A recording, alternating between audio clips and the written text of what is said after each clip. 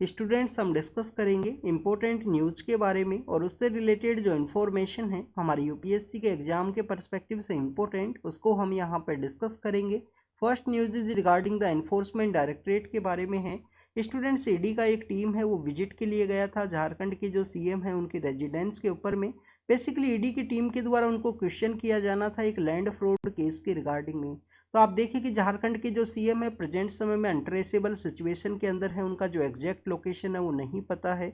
इसी वजह से ईडी की टीम के द्वारा उनको जो क्वेश्चन है वो भी नहीं किया गया यहाँ पे लैंड फ्रॉड केस के रिगार्डिंग में। स्टूडेंट्स आपको यहाँ पे ईडी के पर्सपेक्टिव से जो बेसिक इन्फॉर्मेशन है वो ज़रूर से पता होनी चाहिए, क्योंकि आप देखिए कि रेगुलरली न्यूज़पेपर के अंदर आपको एनफोर्समेंट डायरेक्टरेट है उसके रिगार्डिंग में जो न्यूज़ है वो देखने के लिए मिलती हैं। और अपोजिशन का जो पॉलिटिकल पार्टीज है उनके द्वारा एलिगेशंस भी लगाए जाते हैं कि सेंटर के द्वारा कुछ एजेंसीज है उनका मिसयूज किया गया है अपोजिशन के जो पॉलिटिकल लीडर्स हैं उनको कंट्रोल करने के पर्सपेक्टिव से। तो स्टूडेंट्स अगर हम बात करें एनफोर्समेंट डायरेक्टरेट के इस्टेब्लिशमेंट के बारे में तो आप देखिएगा अर्लियर फेज के अंदर में इसको एनफोर्समेंट यूनिट के रूप से जाना जाता था। अर्लियर फेज के अंदर इसका जो नेम है एनफोर्समेंट यूनिट हुआ करता था। बाद में 1957 के समय में इसका जो नेम है वो चेंज किया गया एज ए एनफोर्समेंट डायरेक्टरेट के रूप में।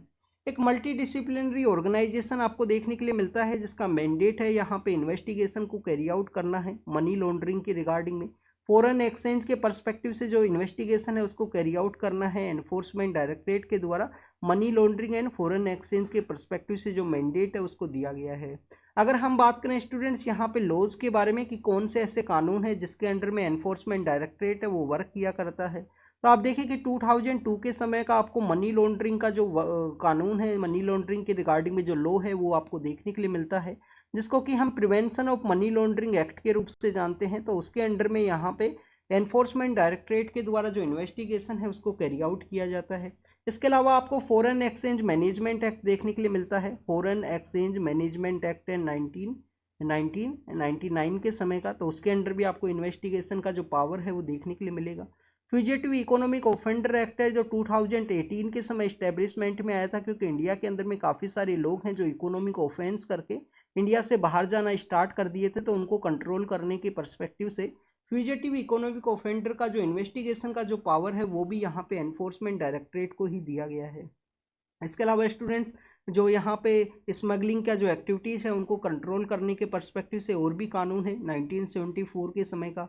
आप देखिए कि 1973 के समय का एक आपको एक्ट देखने के लिए मिलता है जिसको कि फॉरेन एक्सचेंज रेगुलेशन एक्ट के रूप से जानते हैं, जिसको 2002 के समय में चेंज कर दिया गया था as a foreign exchange management act के रूप में और prevention of money laundering act है। तो बेसिकली ये 3 कानून है जिसके अंडर में यहाँ पे पावर दिया गया है एनफोर्समेंट डायरेक्टरेट के द्वारा।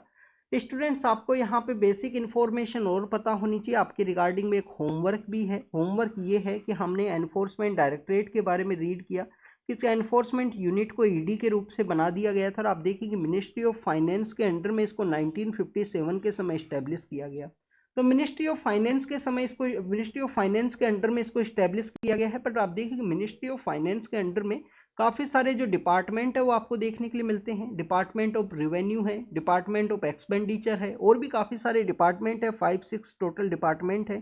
तो आप देखिए कि कौन सा ऐसा डिपार्टमेंट है मिनिस्ट्री ऑफ फाइनेंस का जिसके अंडर में इसको इस्टेब्लिश किया गया है। क्या डिपार्टमेंट ऑफ रिवेन्यू है, डिपार्टमेंट ऑफ फाइनेंस है, डिपार्टमेंट ऑफ यहाँ पे एक्सपेंडिचर है जिसके अंडर में इसको इस्टेब्लिश किया गया। तो आपको डिपार्टमेंट का जो नाम है वो कमेंट सेक्शन के अंदर बताना आप जरूर से। इसके अलावा स्टूडेंट्स आपको एक और होमवर्क है। आप देखिए हम काफ़ी बार यहाँ पे फाइनेंस सेक्रेटरी है उसके बारे में रीड करते हैं।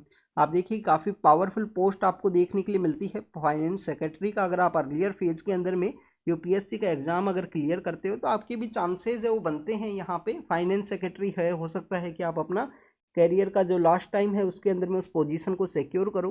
तो स्टूडेंट जो फाइनेंस सेक्रेटरी है उनके द्वारा 1 रुपये का जो नोट है उसके ऊपर जो साइन है वो भी किए जाते हैं। तो फाइनेंस सेक्रेटरी के द्वारा हमारे जो मिनिस्ट्री ऑफ फाइनेंस के अंडर में जो 5-6 डिपार्टमेंट्स हैं उसके अंदर में कौन सा जो डिपार्टमेंट है वो हेड किया जाता है उसके बारे में आप कमेंट सेक्शन के अंदर बताना। अर्लियर भी हमने कुछ दिन पहले भी इसको डिस्कस किया था।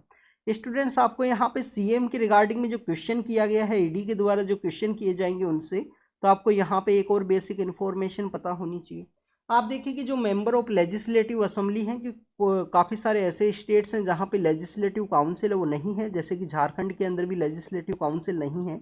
तो जो मेंबर ऑफ लेजिस्लेटिव असेंबली है उनको यहाँ पे जो क्वेश्चन है वो किए जाते हैं, उनको कुछ प्रिविलेज भी अवेलेबल है कि यहाँ पे उनका जो अरेस्ट है वो डायरेक्टली नहीं किया जा सकता, स्पीकर के ही द्वारा उनको यहाँ पे जो कंसेंट है वो देना होगा उनके अरेस्ट के रिगार्डिंग में।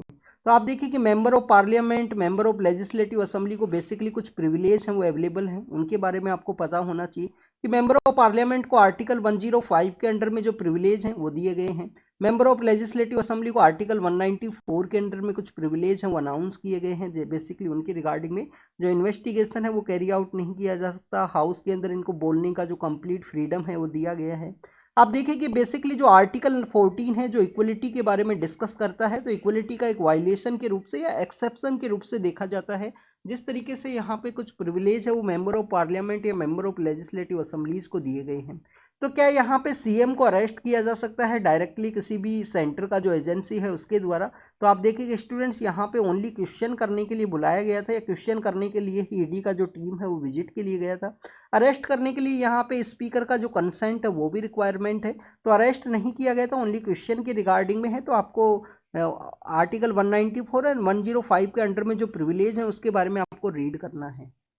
नेक्स्ट अगर हम बात करें स्टूडेंट्स, तमिलनाडु के अंदर कुछ ओरल ऑर्डर्स के बारे में है, तो आपको यहाँ पे बेसिक इन्फॉर्मेशन पता होनी चाहिए कि यहाँ पे स्टेट गवर्नमेंट के जो सीएम हैं उनके द्वारा कुछ ऑर्डर्स दिए गए थे, उसी के रिगार्डिंग में कोर्ट के अंदर जो केस है, पेटिशन है, वो फाइल किया गया है कि यहाँ पे एक कम्युनिटी है उसके जो रिलीजियस जो राइट्स है उनको बेसिकली सेंटिमेंट्स को हर्ट किया गया है। हमारे यूपीएससी के एग्जाम के पर्पज से इम्पोर्टेंट नहीं है, बट आपको ओरल ऑर्डर्स के बारे में ज़रूर से इन्फॉर्म एक बार आपको यहाँ पे प्रेजेंस ऑफ माइंड है उसको आपको होना चाहिए। आप देखिए कि जब भी आप सर्विस के अंदर भी जाओगे तो आप देखिए हो सकता है कि आपको भी पॉलिटिशियंस के द्वारा काफ़ी सारे जो ओरल ऑर्डर्स हैं वो दिए जाएं, आपको बता दिया जाएगा आपको ये एक्टिविटी है वो कैरी आउट करना है। But end of the day आपको यहाँ पे कोर्ट के अंदर में जब भी कोई आपने मिसयूज किया है आपके पावर का और आपको यहाँ पे बेसिकली अरेस्ट किया जाता है किसी भी केस के अंदर में, तो आप वहाँ पे ओरल ऑर्डर्स को नहीं बता सकते हो। आपको रिटर्न के अंदर में ऑर्डर्स हैं वो होने चाहिए कि बेसिकली सीएम के द्वारा दिया गया है या किसी भी पॉलिटिकल पर्सन के द्वारा दिया गया है, उनका आपने एग्जीक्यूशन किया है। तो आपको ये ओरल ऑर्डर्स के बारे में, क्योंकि ऐसा ये काफ़ी सारे जो एनकाउंटर्स हैं उनके अंदर में देखने के लिए मिलता है कि हमको ऑलरेडी सीएम हाउस से ऑर्डर्स से एनकाउंटर के परस्पेक्टिव से कि गुजरात के अंदर भी एक ऐसा इंसिडेंट है वो देखने के लिए मिला था, जो पुलिस ऑफिसर है उनके द्वारा कहा गया था कि उनको ओरल ऑर्डर्स हुआ करते थे। वंजारा नाम से जो पुलिस ऑफिसर हैं गुजरात के अंदर में, कभी आपको अगर इंटरेस्ट हो इन चीज़ों में तो आप रीड करना इसके बारे में। आप देखिए कि यहाँ पे कलकत्ता हाई कोर्ट के बारे में जज वर्सेस जजेस का जो वहाँ पे कंट्रोवर्सी क्रिएट हुआ, उसके बाद में सुप्रीम कोर्ट के द्वारा केस को कॉग्निजेटिव बेसिकली सुमोटो के थ्रू अपने अंडर में ले लिया गया है और सुप्रीम कोर्ट के द्वारा ही उसका जो इन्वेस्टिगेशन है उसको कैरी आउट किया जाएगा। नेक्स्ट अगर हम बात करें स्टूडेंट्स महाराष्ट्र के पर्सपेक्टिव से है, आप देखिए कि हमारे यहाँ पे हेल्थ केयर सेक्टर के बारे में जब भी हम रीड करते हैं, आप तो आज तो 2 एडिटोरियल हैं जो हेल्थ केयर सेक्टर के ही रिगार्डिंग में हैं, तो वहाँ पे हेल्थ केयर सेक्टर के बारे में जब भी हम रीड करते हैं तो हमको एक 3A का जो कॉन्सेप्ट है ग्रास रूट लेवल के ऊपर देखने के लिए मिलता है, जिसको कि हम आशा वर्कर्स के रूप से एक्रीडेशन सोशल हेल्थ एक्टिविस्ट जो हुआ करते हैं, जो हमारे आशा वर्कर्स हैं। आशा वर्कर्स के अलावा आप देखिए कि हमारे जो ANMs हैं, जो आपको GNM के जो अंडर में आपको देखने के लिए मिलती हैं, ANM है ग्रास रूट लेवल के ऊपर हेल्थ के रिगार्डिंग में। और आप देखिए कि यहाँ पे आपको देखने के लिए मिलेगा कि हमारे जो आंगनवाड़ी वर्कर्स हैं, आंगनवाड़ी जो सेंटर अवेलेबल होते हैं ICDS से सेंटर के पर्सपेक्टिव से, तो यहाँ पे आशा वर्कर्स के द्वारा महाराष्ट्र के अंदर प्रोटेस्ट किया गया है उनकी डिमांड्स के रिगार्डिंग में। हमने इसके बारे में ऑलरेडी एक बार डिस्कस किया था। तो आपको यहाँ पे बेसिकली हेल्थ केयर सेक्टर के अंदर जो 3A इम्पोर्टेंट पिलर हैं, जो बैकबोन है हेल्थ केयर सेक्टर के ग्रास रूट लेवल के ऊपर इम्प्लीमेंटेशन के पर्सपेक्टिव से, तो आशा वर्कर्स हैं, ANM है और इसके अलावा आंगनवाड़ी के जो वर्कर्स हैं उनके बारे में आपको पता जरूर से होना चाहिए। आप देखिए कि यहाँ पे एक मिनिमम सपोर्ट प्राइस के बारे में है, उड़ीसा गवर्नमेंट के द्वारा स्टेट फंडेड जो MSP स्कीम है उसको लॉन्च किया गया है कि कुछ फॉरेस्ट प्रोड्यूस है उनके रिगार्डिंग में यहाँ पे बेसिकली जो मिनिमम सपोर्ट जो प्राइस है वो यहाँ पे दिया जाएगा ट्राइबल कम्युनिटी के लोगों को। आपको यहाँ पे माइनर फॉरेस्ट प्रोड्यूस जो फॉरेस्ट प्रोड्यूस है उसके बारे में ज़रूर से पता होना चाहिए। 1987 के समय हमारी गवर्नमेंट के द्वारा एक ट्राइफेड नाम का जो ऑर्गेनाइजेशन है जो मिनिस्ट्री ऑफ ट्राइबल के अंदर सिचुएटेड है, जिनके द्वारा जो MSP है उसको डिसाइड किया जाता है कि जो ट्राइबल कम्युनिटीज हैं, जो फॉरेस्ट एरियाज के अंदर रहने वाले जो लोग हैं, उनको कितना यहाँ पे जो MSP है वो दिया जाएगा किसी भी माइनर फॉरेस्ट प्रोड्यूस की पर्सपेक्टिव से। आप देखिए कि स्टूडेंट्स माइनर फॉरेस्ट प्रोड्यूस की पर्सपेक्टिव से जो MSP है वो दिया जाता है मेजर फॉरेस्ट प्रोड्यूस तो क्या हुआ, वुड हुआ, उसकी वजह से आप देखिए डिफोरेस्टेशन का एक्टिविटीज आप करोगे। अगर हम मेजर फॉरेस्ट प्रोड्यूस के रिगार्डिंग में एमएसपी आप अलाउ करोगे तो माइनर फॉरेस्ट जो प्रोड्यूस है उसी के रिगार्डिंग में जो एमएसपी है वो अलाउ किया जाता है वहाँ पे फॉरेस्ट कम्युनिटीज को, जिसके अंदर बेसिकली कुछ लीव्स आपको देखने के लिए मिलती हैं, जैसे कि तेंदू का लीव है। तेंदू का लीव किसके लिए यूज किया जाता है स्टूडेंट्स, आप देखिए कि बीड़ी आपने नाम सुना होगा, इंडियन जो लोकल इंडियन सिगरेट जिसको हम जानते हैं, तो जो बीड़ी जो है बेसिकली तेंदू लीव्स की वजह से ही बनाई जाती है। और बीड़ी बेसिकली जो फैक्ट्री है उसके अंदर में जो चिल्ड्रंस का जो ट्रैफिकिंग है वो आपको काफ़ी ज़्यादा देखने के लिए मिलता है। चिल्ड्रंस का ट्रैफिकिंग क्यों किया जाता है स्टूडेंट्स इस बीडी मेकिंग जो इंडस्ट्री है उसके अंदर में, क्योंकि आप देखिए कि बेसिकली वो जो तेंदू लीव्स है उनको रोल करना होता है और चिल्ड्रंस के द्वारा उसको रोल करना काफ़ी ज़्यादा आसान होता है। इस वजह से चिल्ड्रंस का जो आपको जो ट्रैफिकिंग है वो आपको काफ़ी ज़्यादा देखने के लिए मिलता है बीडी मेकिंग इंडस्ट्री के अंदर में। तो यहाँ पे आपको ट्राइफेड के बारे में, माइनर फॉरेस्ट प्रोड्यूस के बारे में, जिसके अंदर हमने तेंदू लीव्स के बारे में डिस्कस किया, जिसके अंदर में आपको पता होना चाहिए कि फॉरेस्ट से मिलने वाला जो फ्रूट है, फॉरेस्ट से मिलने वाला जो गोंद है, उन सभी को यहाँ पे माइनर फॉरेस्ट प्रोड्यूस का जो कैटेगरी है उसके अंदर में रखा गया है। दिल्ली के जो सीएम है उनके द्वारा कहा गया है कि अगर आपके द्वारा जो सोलार एनर्जी है, सोलार जो बेसिकली उनको यूज किया जाएगा सोलार के थ्रू में इलेक्ट्रिसिटी जनरेशन को, तो आपका जो पावर बिल है उसको काफ़ी लोअर है वो कर दिया जाएगा। तो स्टूडेंट्स बेसिकली आप देखिए कि हमारी सेंट्रल गवर्नमेंट के द्वारा भी जो सूर्योदय नाम का जो स्कीम है उसको रिसेंटली लॉन्च किया गया है, जिससे कि यहाँ पे रूफ टॉप जो रूफ अपना जो पर्सनल जो आपका घर का जो रूफ है उसके ऊपर में आप जो बेसिकली सोलार एनर्जी है उसके थ्रू इलेक्ट्रिसिटी है उसको जनरेट कीजिए। नेक्स्ट अगर हम बात करें स्टूडेंट, हमारे जो किसान हैं उनके लिए बेसिकली गवर्नमेंट के द्वारा पीएम कुसुम योजना है, पीएम जो कुसुम योजना है उसको लॉन्च किया था, जिसके अंदर आप देखिए कि उनके द्वारा अपना जो एग्रीकल्चर लैंड है उसके अंदर में अपने पर्सनल यूज के पर्सपेक्टिव से और जो ग्रिड सप्लाई है, ग्रिड को भी अपना जो यहाँ पे रिन्यूएबल एनर्जी उनके द्वारा जो जनरेट किया जाएगा उसको वो सप्लाई कर सकते हैं। तो पीएम कुसुम योजना के बारे में भी आपको पता होना चाहिए। सर्वोदय जो स्कीम जो अभी गवर्नमेंट के द्वारा लॉन्च की गई है उसके बारे में आपको पता होना चाहिए। नेक्स्ट अगर हम बात करें स्टूडेंट्स, पब्लिक हेल्थ सेक्टर के बारे में यहाँ पे डिस्कस किया गया है। आप देखिए कि काफ़ी कुछ बातें यहाँ पे डिस्कस की गई हैं कि कैसे पब्लिक हेल्थ सेक्टर के अंदर में हमारे जो पॉलिटिशियन पर्सन्स हैं उनके द्वारा कैसे पब्लिक हेल्थ सेक्टर के अंदर में लॉन्ग टर्म जो यहाँ पे जो मेजर्स हैं उनको नहीं लिया जाता है, कैसे शॉर्ट टर्म या पॉपुलिस्ट जो वर्क है उनको कैरी आउट किया जाता है। जैसे कि हमारे जो पॉलिटिशियंस हैं उनके द्वारा कोई न्यू हॉस्पिटल है उसको यहाँ पे क्रिएट करना हो, न्यू हॉस्पिटल को बेसिकली बनाना हो। इसके अलावा आप देखिए कि कोई ट्रीटमेंट के अंदर जो सब्सिडी है, ट्रीटमेंट के अंदर में जो सब्सिडी है उसको यहाँ पे देना हो, ट्रीटमेंट के अंदर में जो सब्सिडी है उसको देना हो। इसके अलावा स्टूडेंट्स आपको देखने के लिए मिलेगा कोई इमरजेंसी रिस्पॉन्स दे दिया गया हो, पॉपुलिस्ट कोई पॉलिसी है उसका इम्प्लीमेंट कर दिया गया हो। बट अगर हमको हेल्थ सेक्टर को डील करना है तो हमको लॉन्ग टर्म के अंदर में कुछ मेजर्स हैं, कुछ डिसीजंस हैं वो लेने होंगे। लॉन्ग टर्म के अंदर में किस तरीके से, जैसे कि आप देखिए कि हमको सैनिटेशन का जो एक्टिविटी है, public behaviour towards the sanitation है उसको इम्प्रूव करना होगा, क्योंकि सैनिटेशन जो है वो बेसिकली एक इम्पोर्टेंट रोल प्ले करता है काफ़ी सारी जो डिजीज़ है उसके कंट्रोल करने के पर्सपेक्टिव से। इसके अलावा आप देखें कि डिजीज़ का जो सर्विलियंस है वो भी काफ़ी ज़्यादा इम्पोर्टेंट है। डिजीज़ का जो सर्विलियंस है वो भी काफ़ी ज़्यादा इम्पोर्टेंट है कि डिजीज़ का आउटब्रेक होने वाला है या नहीं होने वाला है, क्या यहाँ पे कोई सिम्टम्स हैं वो पाए गए हैं, समय से ही उसका प्रिवेंशन किस तरीके से किया जाए। और पब्लिक हेल्थ एजुकेशन है उसके रिगार्डिंग में जो लॉन्ग टर्म यहाँ पे मेजर्स हैं वो ज़रूरी हैं। Public health education, public health education के जो मेजर्स हैं वो ज़रूरी हैं लॉन्ग टर्म के अंदर में, अगर आपको रिजल्ट्स हैं उनको अचीव करना है।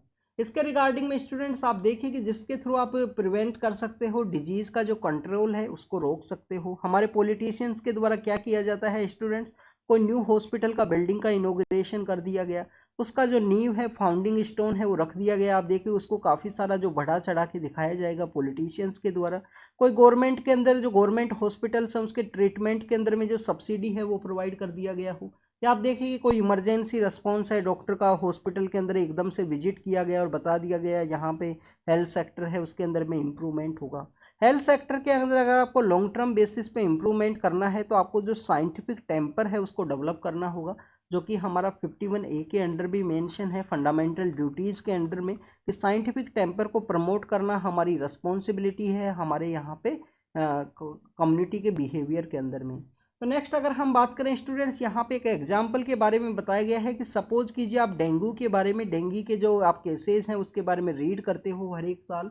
अगर हम डेंगू के बारे में बात करें, कोई भी इसका जो डेफिनेटिव क्योर है, डेफिनेटिव जो इलाज है वो यहाँ पे संभव नहीं है। ओनली यहाँ पे जो सिम्टम बेसिस पे कुछ ट्रीटमेंट्स है वो किया जाता है।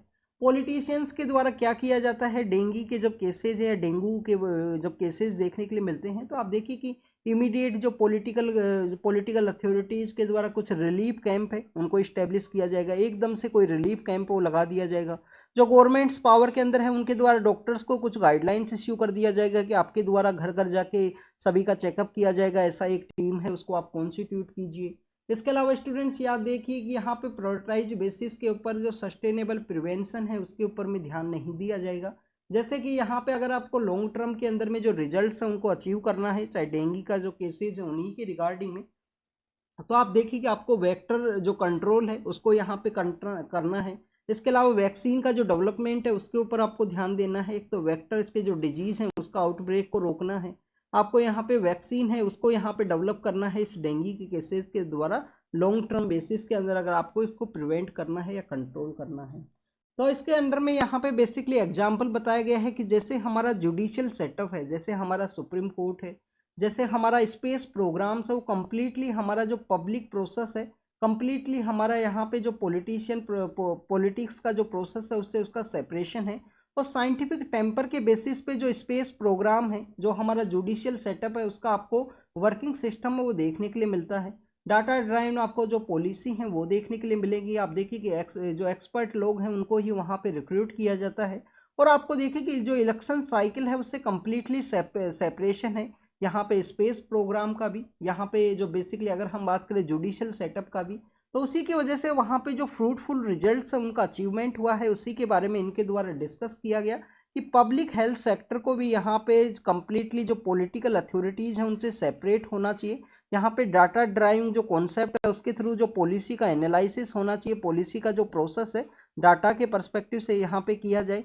साइंटिफिक कम्युनिटी को यहाँ पे टेम्पर हो, साइंटिफिक टेम्पर का यहाँ पे डेवलपमेंट हो। इसके अंदर बेसिकली एक एक्स ब्यूरोक्रेट है जिनको कि हम जोसेफ बोर के रूप से जानते हैं, उनके द्वारा कहा गया है कि कैसे यहाँ पे इकोनॉमिक और ह्यूमन कोस्ट को नेग्लेक्ट करने का जो इफेक्ट है, इकोनॉमिक एंड ह्यूमन कोस्ट को जो नेग्लेक्ट करने का जो इफेक्ट है हेल्थ के ऊपर देखने के लिए मिलेगा एक लॉन्ग टर्म इम्पैक्ट के रूप में। आप देखिएगा अगर आपको हेल्थ को अगर आपने इमीडिएटली यहाँ पे एज ए सीरियस वे में यहाँ पे टैकल नहीं किया है तो इसके लॉन्ग टर्म इम्पैक्ट हैं वो देखने के लिए मिलते हैं। जैसे कि आप देखिए कि हमारे यहाँ पे पोषण अभियान है वो चलाया गया है, हमारे यहाँ पे पोषण अभियान है वो चलाया गया है। पोषण अभियान के अंदर जो स्टंटिंग है, आपको यहाँ पे स्टंटिंग और वेस्टिंग के बारे में पता होना चाहिए। इंडिया के अंदर हाईएस्ट नंबर ऑफ केसेज है वो पाए जाते हैं। स्टूडेंट्स स्टंटिंग क्या है, क्या स्टंटिंग के अंदर हाइट कम होती है चिल्ड्रन का और उसका एज के मुकाबले में, या वेस्टिंग क्या है, तो इनके बारे में आप दोनों के बारे में रीड करना। इंडिया के अंदर हाईएस्ट बर्डन है इंडिया के हेल्थ डिपार्टमेंट का या हेल्थ सेक्टर का स्टंटिंग और वेस्टिंग जो चिल्ड्रंस के अंदर में काफ़ी ज़्यादा मिलना। और अंडर न्यूट्रिशन भी है वुमेन्स के अंदर में, आप देखिए अंडर वेट का सिचुएशन है, एनीमिया का सिचुएशन है, ये काफ़ी कुछ ऐसे सिचुएशंस है जो आपको मैक्सिमम हमारे कंट्री के अंदर में मैक्सिमम लोगों के अंदर देखने के लिए मिलता है। तो पोषण अभियान के अंदर में एक टारगेट था कि स्टंटिंग को बेसिकली 2% हमको रिड्यूस करना था। स्टंटिंग के अलावा आप देखिए कि अंडर जो न्यूट्रिशन का जो कॉन्सेप्ट है उसको भी 2% के आसपास रिड्यूस करना है ईयरली बेसिस के ऊपर में। एनीमिया के बारे में अगर हम बात करें, यहाँ पे एनीमिया को 3% के आसपास रिड्यूस करना था। लो बर्थ वेट है जो चिल्ड्रंस का, जो लो बर्थ के समय जो वेट है वो काफ़ी कम देखने के लिए मिलता है, तो लो बर्थ वेट वाले जो चिल्ड्रंस है उनको भी यहाँ पे 2% के आसपास रिड्यूस करना है ईयरली बेसिस के ऊपर में। बट स्टूडेंट्स अगर हम नेशनल फैमिली हेल्थ सर्वे के जो डाटाज हैं उनके बारे में डिस्कस करें तो 2019-20 के समय उनका जो रिलीज़ किया गया, तो आप देखिए कि हमारे यहाँ पे 35.5% जो चिल्ड्रंस है वो स्टंटेड चिल्ड्रंस है। स्टंटिंग के अंदर में इतने परसेंट चिल्ड्रंस है टोटल चिल्ड्रंस के अंदर में। आप देखिए कि 32.1% आपको अंडरवेट चिल्ड्रंस है वो देखने के लिए मिलते हैं। यहाँ पे ट्यूबरक्लोसिस के बारे में भी बताया गया है कि उसके केसेस कैसे 2021 के समय इंक्रीज हुए हैं। तो ट्यूबरक्लोसिस का जो रोल है वो हेल्थ का ही नहीं है, आप देखिए कि पोवर्टी भी है, एक विशियस साइकिल आपको देखने के लिए मिलेगी। अगर उसी साइकिल के अंदर आप यहाँ पे कंप्लीट हो, तो जैसे कि आप देखिए कि आपके द्वारा हार्डवर्क नहीं किया गया, सपोज कीजिए आपके द्वारा हार्डवर्क नहीं किया गया, यहाँ पे आप प्रीलिम्स के फेज के अंदर हो, आपका सपोज कीजिए मेंस यहाँ पे क्लियर हुआ, आपने आंसर्स लिखे, इंटरव्यू के अंदर आपका सिलेक्शन नहीं हुआ, दोबारा से आपके द्वारा प्रीलिम्स लिखा गया, प्रीलिम्स के रिगार्डिंग में आपने स्पेसिफिक नॉलेज एक्वायर कर ली है कैसे एग्जाम को क्लियर करना है, बट एग्जैक्टली जो हमारा प्रिपरेशन साइकिल है उससे किस तरीके से आउट करना है वो आपको नहीं पता है। तो एक ऐसी विशेष साइकिल बनती है हेल्थ सेक्टर के अंदर भी, तो उसी के बारे में बताया गया है कि टीबी के अंदर जैसे आप देखिए कि हेल्थ है, पॉवर्टी है, इन सभी के ऊपर नेगलेक्ट करना, हेल्थ को नेगलेक्ट करना, किसी पर्सन का एक्सपेंडिचर का यहाँ पे जो मनी है वो ना होना, वो बेसिक रीजन्स है। यहाँ पे ट्यूबरक्लोसिस के जो केसेज हैं वो इंक्रीज हुए हैं। तो पब्लिक हेल्थ कोर्स के रिगार्डिंग में कुछ कोर्स हैं वहाँ पे एजुकेशन सेक्टर में उनको लॉन्च करना चाहिए जिससे कि ट्रीटमेंट को हम यहाँ पे इंक्रीज कर सके, और प्रिवेंशन ही एकमात्र क्योर है। अगर हमको पब्लिक हेल्थ सेक्टर के अंदर इंप्रूवमेंट करना है तो प्रिवेंशन को ही एक क्योर है वो बताया गया है। नेक्स्ट आप देखिए हमारे यहाँ पे न्यूट्रिशन के पर्सपेक्टिव से डिस्कस किया गया है कि अर्लियर फेज के अंदर जो न्यूट्रिशन है उनका अगर ध्यान नहीं दिया जाता है तो कैसे उसका इम्पैक्ट है वो देखने के लिए मिलता है। तो early human capital investment nutrition के बेसिस पे अगर यहाँ पे नहीं की जाती है तो आप देखिए कि उसका जो इम्पैक्ट है एजुकेशन के अंदर भी देखने के लिए मिलेगा। ये बेसिकली यहाँ पे इथोपिया है, इथोपिया के अलावा आप देखिए कि जो पेरू नाम का जो कंट्री है लैटिन अमेरिका के अंदर में, वहाँ पे एक स्टडी है उसको कंडक्ट किया गया, उसी के अंदर बताया गया है कि अगर कोई स्टंटेड चिल्ड्रन है तो उसका इम्पैक्ट यहाँ पे एनरोलमेंट, स्कूल के अंदर जो एनरोलमेंट है उसके अंदर में डिले के रूप में देखने के लिए मिलेगा। स्टंटिंग मीन्स हाइट कम होना, एज के मुकाबले में हाइट वहाँ पे रिड्यूस होना। तो आप देखिए स्टंटेड अगर कोई चिल्ड्रन है तो उसका यहाँ पे स्कूल के अंदर जो एनरोलमेंट है वो आपको काफ़ी लेस आपको देखने के लिए मिलता है। अंडर अर्ली फेज के अंदर अगर अंडर न्यूट्रिशन कोई पर्सन रहा है तो उसके आपको काफ़ी सारे जो स्किल डेवलपमेंट है उसके ऊपर जो इम्पैक्ट है वो देखने के लिए मिलेगा। तो हमारी गवर्नमेंट के द्वारा इस तरीके के जो केसेज है उनको डील करने के लिए क्या करना चाहिए। आप देखिए कि हमारे यहाँ पे जो अर्ली ब्रेस्ट फीडिंग का जो कॉन्सेप्ट है उसको 2 ईयर तक कंपलसरी करने का ज़रूरत है, कि जो ब्रेस्ट फीडिंग है उसको यहाँ पे अलाउ करना चाहिए कि 2 ईयर तक जो माँ का जो बेसिकली जो मिल्क है वो काफ़ी ज़्यादा इंपॉर्टेंट है पर्सन का किसी भी इम्यूनिटी है उसको डेवलपमेंट करने के पर्सपेक्टिव से। जो डाइट है, जो डाइट यहाँ पे चिल्ड्रंस के द्वारा यहाँ पे अर्लियर फेज के अंदर में कंज्यूम किया जाता है तो उसको डाइवर्सिफाई करने का ज़रूरत है। हमको डाइट है उसको भी डाइवर्सिफाई करना है। मदर का जो ब्रेस्ट फीडिंग है उसको यहाँ पे 2 ईयर तक कंपलसरी करना है, और आंगनवाड़ी वर्कर्स के द्वारा जो रैंडम सैम्पलिंग है उसको यहाँ पे कैरी आउट करना है। अभी देखिए स्टूडेंट्स हमने आंगनवाड़ी वर्कर्स हैं, आशा हेल्थ एक्टिविस्ट हैं और एएनएम वाले जो एक्टिविस्ट हैं उनके बारे में रीड किया। आप देखिए कि 3A का कॉन्सेप्ट है हमारे हेल्थ सेक्टर का बैकबोन के पर्सपेक्टिव से। तो आंगनवाड़ी जो वर्कर्स है उनको रैंडम सैम्पलिंग है उसको कैरी आउट करना है, जैसे कि तमिलनाडु के अंदर देखने के लिए मिलता है आंगनवाड़ी वर्कर्स के द्वारा, जिसके कि यहाँ पे पोषण अभियान है। ICDS नाम का जो स्कीम है, ICDS जो चिल्ड्रंस के पर्सपेक्टिव से काफ़ी ज़्यादा इंपॉर्टेंट है। तो उन स्कीम्स का प्रॉपर वे में इम्प्लीमेंटेशन और बेटर वे में जो सर्विलेंस है उसको कैरी आउट किया जा सके। और अर्लियर फेज के अंदर अगर हम यहाँ पे न्यूट्रिशन के ऊपर ध्यान देंगे तो चिल्ड्रंस का जो ओवरऑल डेवलपमेंट है उसके अंदर में वो हेल्प करेगा, उनका जो रीडिंग एबिलिटी है उसको भी वो इम्प्रूव करेगा, उनका यहाँ पे जो बेसिक जो मेमोरी है उसको भी वो शार्पन करेगा। ये काफ़ी कुछ इम्पैक्ट है वो बताया गया है कि अर्लियर फेज के अंदर में न्यूट्रिशन का जो इम्पैक्ट है वो लेटर फेज के डेवलपमेंट के अंदर में देखने के लिए मिलता है। इसके बचपन से ही हेल्थ के ऊपर में जो ध्यान है वो देना चाहिए। नेक्स्ट अगर हम बात करें डिजी यात्रा के बारे में है, आप देखिए कि कंट्रोवर्सी क्रिएट हुआ था जनवरी के समय में कि यहाँ पे उनका जो बेसिक जो बायोमेट्रिक डाटाज हैं, जो बेसिक फेशियल रिकॉग्निशन का जो एक्टिविटीज़ है उनको लोगों को इस तरीके से एनरोलमेंट किया गया है। तो उसी के एक सर्वे के अंदर में रिपोर्ट सामने आई है कि यहाँ पे अंडर कंपल्सन या इन लोगों को जानकारी ना होना, ये कम्प्लीटली वॉलेंट्री बेसिस पे है, इस वजह से लोगों के द्वारा उसके अंदर में एनरोलमेंट किया गया है। तो बेसिकली डिजिटल यहाँ पे कन्वीनियंस के रिगार्डिंग में डिजिटल कन्वीनियंस है यहाँ पे कंप्लीटली जो सिक्योरिटी का लाइन है उसके अंदर में आपको नहीं लगना है अगर आप डिजी यात्रा के थ्रू अपने आप को एनरोल करते हो। ई पास का एक कॉन्सेप्ट है, इसके अंदर में आपको पता होना चाहिए कि गवर्नमेंट के द्वारा जो डाटा है वो कलेक्ट नहीं किया जाता है, कुछ एजेंसीज के द्वारा जो डाटा है वो आपको देखने के लिए मिलता है जो कि बेसिकली प्राइवेट एजेंसीज हैं। क्या यहाँ पे एयरपोर्ट अथॉरिटी ऑफ इंडिया का भी इनरोलमेंट है इसके अंदर में डिजी यात्रा कॉन्सेप्ट के अंदर में, इसके बारे में आप रीड करना। तो इस सर्वे के अंदर रिपोर्ट बताया गया है स्टूडेंट्स। कल हमने जैसे कि वहाँ पे ह्यूमन पिपिलो जो वायरस है उसके बारे में रीड किया था, सर्वाइकल कैंसर के बारे में, कि इंडिया के अंदर में 1% के आसपास जो केसेज हैं, क्योंकि इंडिया के अंदर बेसिकली वहाँ पे जो सर्विलेंस है वो काफ़ी कम किया गया है, काफ़ी सारे कम जो सर्वे हैं, जो यहाँ पे ट्रेसिंग है वो काफ़ी कम की गई है। साइमल्टेनियस इलेक्शन के बारे में है, आप देखिए कि 1952 के समय में, 1952 के बाद में आप देखिए कि 1957 के समय में फिर उसके बाद में 19 यहाँ पे 62 है और 62 के बाद में 1967। ये 4 इलेक्शंस ऐसे हैं कि जिसके अंदर हमारे जो लोकसभा के इलेक्शन है और स्टेट लेजिस्लेटिव असेंबली के इलेक्शन है वो कंटिन्यूस करवाए गए। फिर 1967 के समय कुछ स्टेट असेंबलीज है वहाँ पे डिजोल्यूशन का प्रोसेस आया है स्टूडेंट्स, क्योंकि आप देखिए कहीं पे हंग असेंबली होना, कहीं पे वहाँ पे गवर्नमेंट को चेंज किया गया कुछ पॉलिटिकल पार्टीज के द्वारा, इस तरीके से वहाँ पे जो डिसकंटिन्यूटी है वो देखने के लिए मिला है।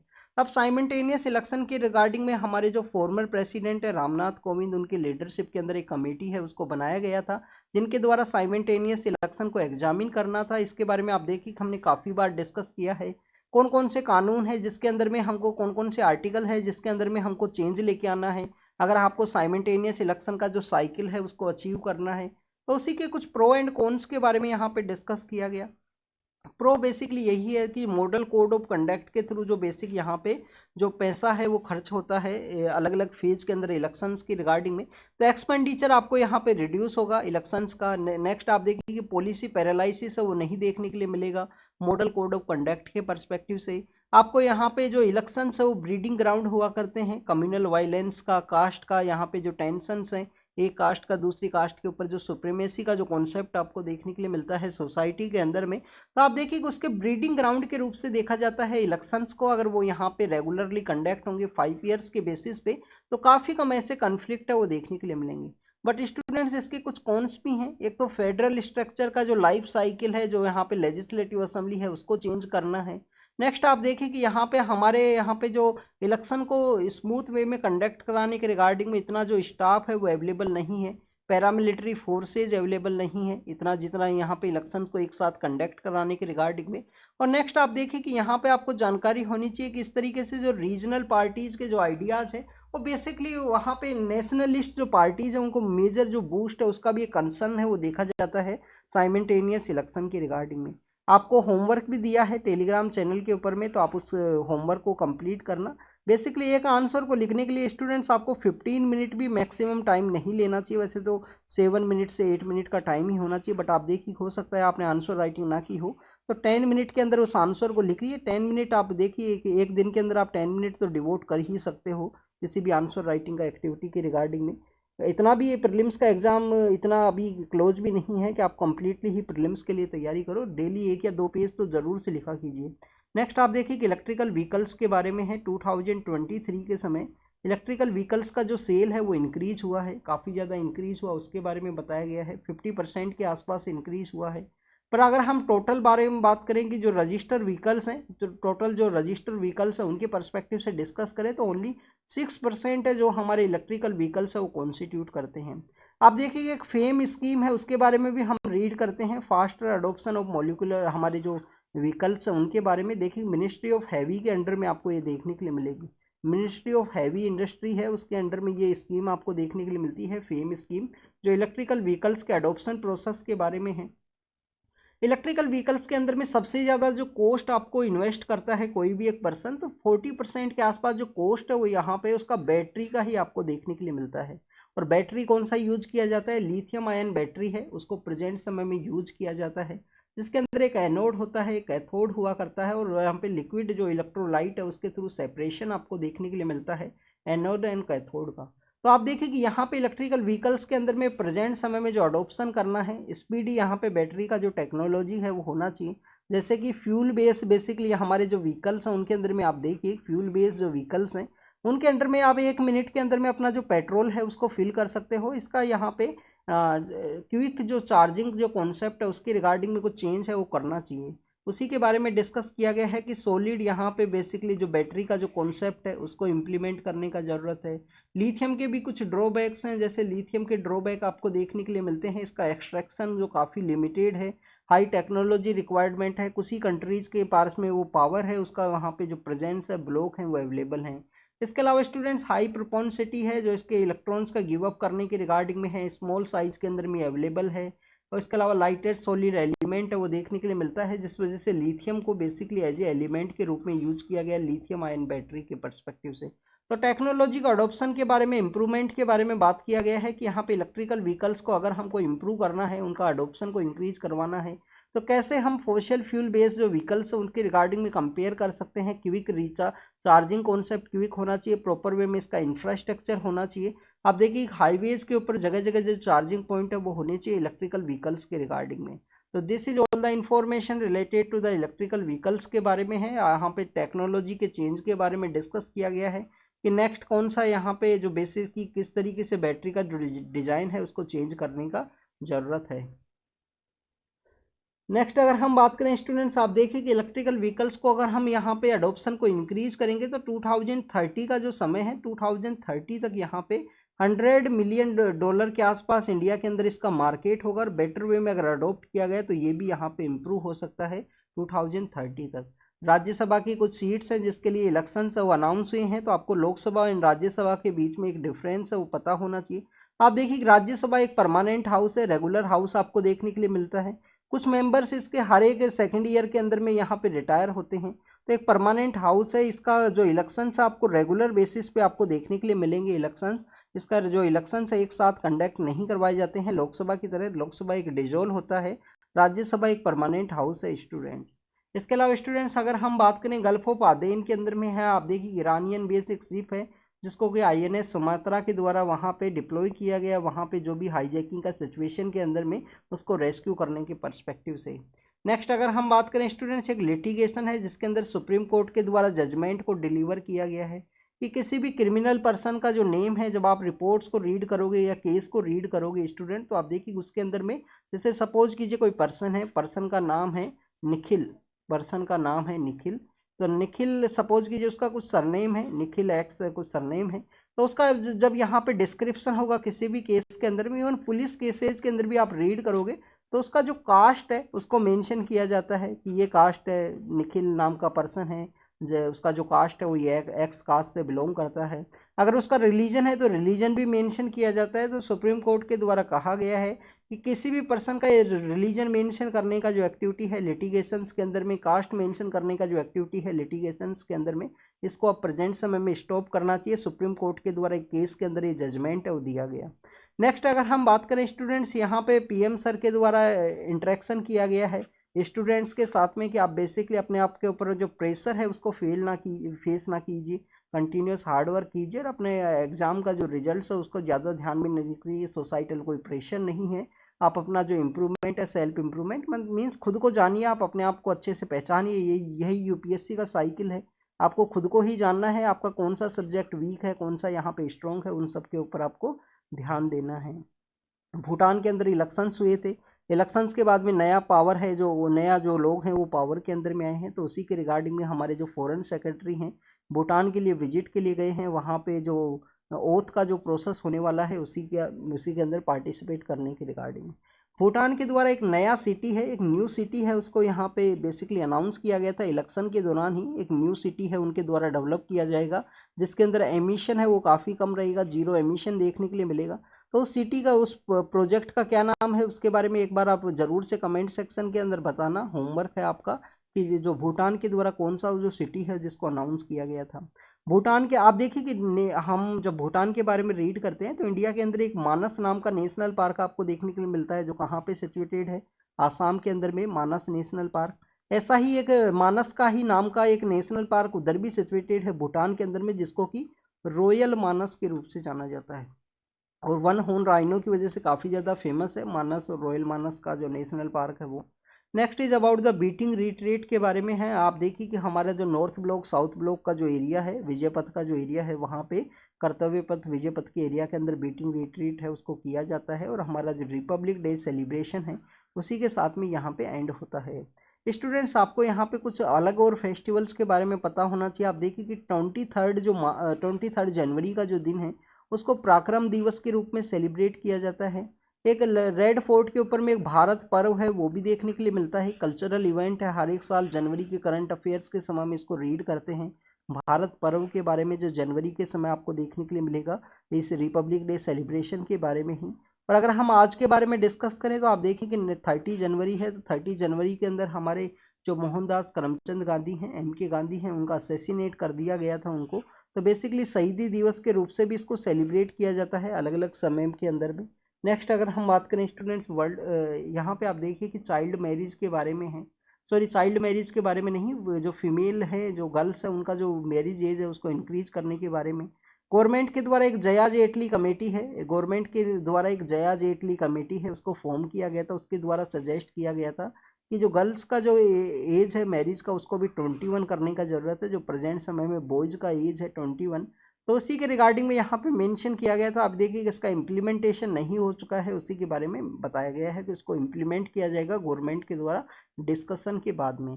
यूक्रेन के द्वारा जो न्यूक्लियर रिएक्टर्स हैं उनको डेवलप किया जाएगा जिससे कि पावर सेक्टर का जो सप्लाई है उसको इम्प्रूव किया जा सके, जो अभी डिस्ट्रॉय होने की वजह से यहाँ पे पावर सप्लाई है वो रिड्यूस हुआ है।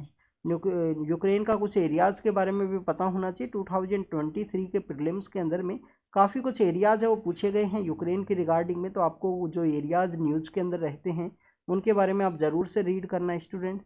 नेक्स्ट आप देखिए कि कतर के द्वारा यहाँ पे 15 ईयर्स का एक डील है, एग्रीमेंट है, उसको साइन किया गया है बांग्लादेश के साथ में गैस सप्लाई के पर्सपेक्टिव से। इसके अलावा आप देखिए कि न्यूट्रिशनल सप्लाई के पर्सपेक्टिव से भी कतर का एक इम्पोर्टेंस है गैस के रिगार्डिंग में। लिक्विड नेचुरल गैस है, लिक्विड नेचुरल पेट्रोलियम गैस है, उसके रिगार्डिंग में काफ़ी कुछ जो आपको इम्पोर्टेंस है वो देखने के लिए मिलता है कतर का। कतर का लोकेशन कहाँ पे सिचुएटेड है, आप देखिए कि सपोज कीजिए ये अरेबियन पेनिनसुला है, यहाँ पे ओमान है, यहाँ पे आपको यमन देखने के लिए मिलेगा, यहाँ पे होती रिबेलियंस हैं वो बेसिकली रेड सी के अंदर में और गल्फ ऑफ आदेन के अंदर में अटैक किया करते हैं। यहाँ पे स्ट्रेट ऑफ बेबल मंदाब है, यहाँ पे स्ट्रेट ऑफ होर्मुज है। तो यहाँ पे आपको बेसिकली यूएई देखने के लिए मिलेगा। यूएई के अलावा आप देखिए कि यहाँ पे जो कतर है वो सिचुएटेड है, बहरीन है यहाँ पे, और कतर यहाँ पे सिचुएटेड है। अभी रिसेंटली इंडियन नेवी के जो ऑफिसर्स हैं उनके केस की वजह से भी न्यूज़ के अंदर में था, जिनको वहाँ पे डेथ पेनल्टी दिया गया था, बाद में जो उसका जो डेथ पेनल्टी है उसको चेंज किया गया कतर के अंदर में। तो कतर का जो लोकेशन है वो आपको पता होना चाहिए। आप देखिए कि फीफा का जो वर्ल्ड कप है वो भी ऑर्गेनाइज हुआ था कतर के अंदर में। फीफा का वर्ल्ड कप 2022 के समय ऑर्गेनाइज हुआ था कतर के अंदर में। पुतिन के द्वारा अपना जो प्रेसिडेंट इलेक्शन के लिए कैंडिडेट का जो नॉमिनेशन है वो कर दिया गया है उनके द्वारा। साउथ अफ्रीका के रिगार्डिंग में है, एक्स फॉर्मर प्रेसिडेंट को कुछ सस्पेंड किया गया है उनका मेंबरशिप के रिगार्डिंग में। तो साउथ अफ्रीका का लोकेशन भी आपको पता होना चाहिए स्टूडेंट्स। ये सपोज कीजिए अफ्रीकन कॉन्टिनेंट है, यहाँ पे साउथ अफ्रीका है। साउथ अफ्रीका के अंदर ही आपको स्टूडेंट 2 कंट्रीज हैं वो देखने के लिए मिलते हैं। एक तो आपको लिसोटो नाम का जो कंट्री है, लिसोटो नाम का जो कंट्री है वो देखने के लिए मिलता है। एक आप देखिए कि स्वाजीलैंड नाम का जो कंट्री है, स्वाजीलैंड को और भी किसी नाम से जाना जाता है, उसके बारे में आप कमेंट सेक्शन के अंदर बताना कि स्वाजीलैंड नाम का स्वाजीलैंड नाम का जो कंट्री है उसको किस नाम से जाना जाता है। ये दोनों कंट्री जो है बेसिकली अफ्रीका के अंदर ही सिचुएटेड है, साउथ अफ्रीका के अंदर में। साउथ अफ्रीका का 3 कैपिटल का कॉन्सेप्ट है, 3 कैपिटल का कॉन्सेप्ट है वो भी न्यूज़ के अंदर रहता है कभी कभी। जब हम आंध्र प्रदेश का गवर्नमेंट के द्वारा सजेस्ट किया था इंडिया के अंदर में कि कर्नूल है, विशाखापट्टनम है और वहाँ पे जो अमरावती है, ऐसा 3 कैपिटल है उसको सजेस्ट किया गया था। नेक्स्ट आप देखिए गाजा स्ट्रिप के बारे में है, जॉर्डन का वो बेस है जहाँ पे यूएस के सोल्जर्स का डेथ हुआ है, आगे यहाँ पे जो बैटल है वो इंक्रीज हो सकता है। मालदीव के अंदर में प्रेसिडेंट के अगेंस्ट में जो इम्पीचमेंट है वो लाया गया है, तो आपको इंडिया के अंदर भी जो इम्पीचमेंट प्रोसेस है उसके बारे में पता होना चाहिए। कितना मेजोरिटी है वो रिक्वायरमेंट है स्टूडेंट, 2/3 प्रेजेंट एंड वोटिंग का कॉन्सेप्ट है या ओनली 2/3 वहाँ पे बेसिकली प्रेजेंट हो या टोटल नंबर ऑफ सीट्स हो, इसके बारे में इंडिया के अंदर भी जो मेजोरिटी है उसको आपको पता ज़रूर से होना चाहिए, रीड ज़रूर से करना। ऐसे ही आप हर एक टॉपिक को जैसे कोरिलेट करके रीड करोगे तो आपका ऑटोमेटिकली आपके काफ़ी सारे जो टॉपिक्स हैं वो रिवाइज होते रहेंगे न्यूज़पेपर के साथ ही, और 1-2 आवर्स डेली डेडिकेटेड कीजिए न्यूज़पेपर को काफ़ी अच्छे से। तो this is all the information related to the today's newspaper. Thank you students, thank you very much.